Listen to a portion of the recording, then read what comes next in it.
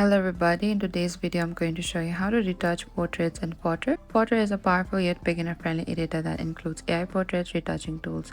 It helps to enhance your selfies and portrait by smoothing skin, removing blemishes, adjusting facial features, and improving lighting.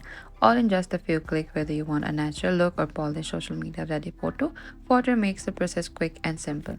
So first you need to open your Fotor app on your device. Over here, tap on the edit and select the photo, and once your photo gets uploaded into your editing timeline, what you can do is you can go to the beauty panel on the bottom, and over here you can find the AI retouch smoothing AI hairstyle as well. Simply tap on the manual icons here and select continue each time, and you can smooth, brighten AI hairstyle, open eyes. You can also put down the AI smile as well. And after you're done, you can save it in the top right corner. And Fotor makes portrait retouching fast, easy, and effective with its AI tools and manual controls. With just a few adjustments, you can turn a simple photo into a clean, glowing, and professional looking portrait.